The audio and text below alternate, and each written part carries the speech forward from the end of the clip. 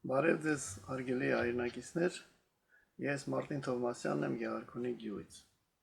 Այսօր մենք խոսանք հոգևոր արժեքների մասին։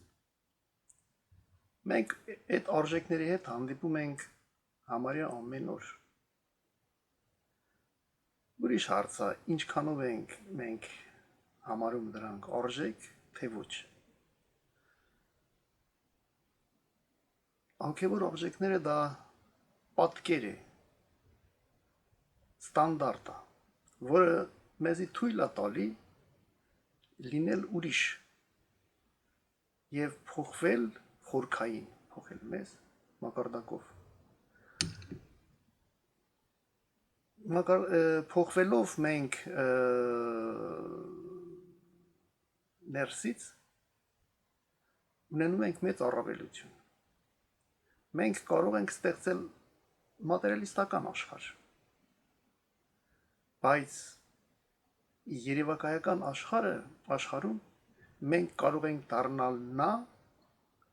ում որ մենք ուզում ենք դինանք։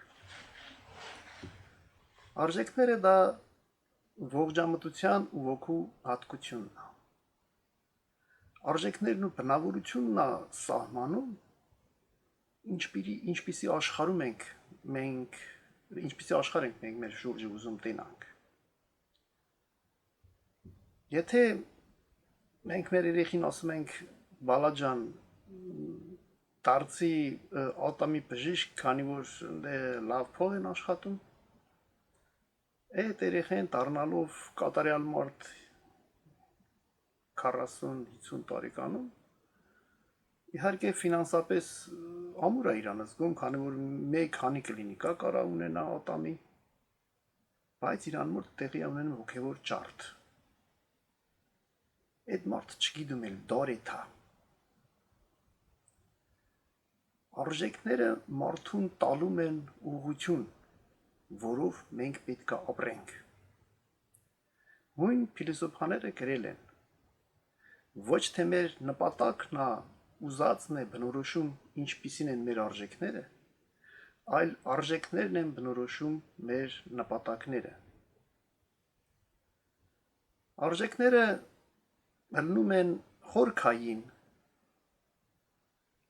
արժեքները հիմնականում չեն փոխվում։ Օրինակ, դրանք ազատությունն է, արժանապատվությունն է։ Կան ուղղակի արժեքներ, որոնք կյանքի ընթացքում կարան տրանսֆորմացիայի ենթարկվեն։ Օրինակ, եթե մարդը փողը համարում արժեք, որը իրոք արժեք է, ժամանակի ընթացքում տվյալ մարդը, եթե զգում է, որ այն ինչ որ ինքը կարողանում է վաստակի, իրանը հերիք է ապրելու համար, հենց որ մարդը հասավ դրան, նրա մեջը տեղի է ունենում տրանսֆորմացիա եւ փողը դառնում է գործիք, որպիսի առաջ կան ուրիշ արժեքներ։ Օրինակ, պրոֆեսիոնալիզմը, օրենքի գերակայությունը, կան եւ սխալ արժեքներ, կան պարտադրված արժեքներ։ Հիմնականում այդ արժեքները մատուցում են այն հին տերմինոլոգիայով ասած իմպերիաները, կորպորացիաները, որոնք շահագրգռված են իրանց ազդեցության զոնայի մեծացման կամ էլ իրանց ապրանքների ծախելու հարցով։ Շահագրգռված կողմերը կարող են ազդել մանիպուլյացիան կերպով քաղաքական, թե անձնական կյանքում եւ սերմացնել այս կամ այն արժեքներ, որտեղից են վերցվում արժեքները։ Եթե մենք դպրոցականներն էլ իրեն պատմությունից գիտում են, որ այն ժամանակահատվածում, որ մեր պապերը էթում էին որսի,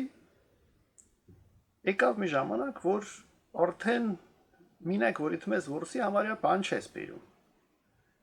Դուք համարել ստեղծեցին գրուպերով կեք։ Գրուպեն, որ էթում էր որսի, անպայման բերում էր ուտելիք։ Եվ այն մարդիկ, որոնք գրուպային կազմում, այդ մարդիկ քիչ էին սոված մնում, ու իրանց ունեցվածքը քիչ էր թալանվում, քանում էր կազմակերպում են իրանցը կարողանում են կազմակերպել։ Այսինքն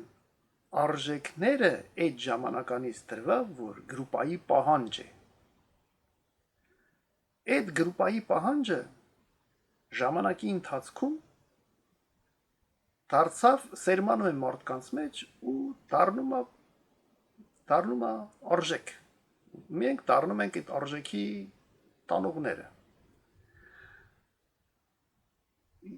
Ասեմ, որ ժամանակակից օրինակ էլ մի հատ բերեմ, պատկերացրեք ֆուտբոլ եք խաղում, եթե ամեն մարդ ունի իրան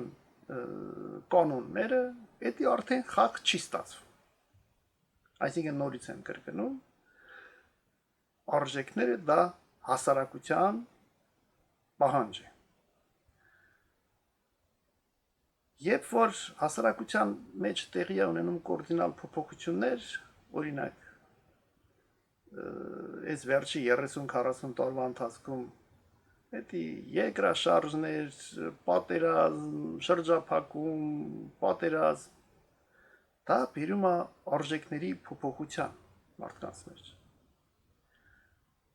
Այդ ժամանակ հեշտ է դառնում ազդել մարդու զգացմունքների վրան։ Եվ մարդկանց շահագրգռված կողմերը օգտագործում են այս կամ այն գրուպաների շահերի համար։ Խորքային արժեքները մենք զգում ենք։ Նրանք պետք չէ ապացուցել։ Բայց զգացմունքը պետք է սահմանափակվի ողջամտությամբ։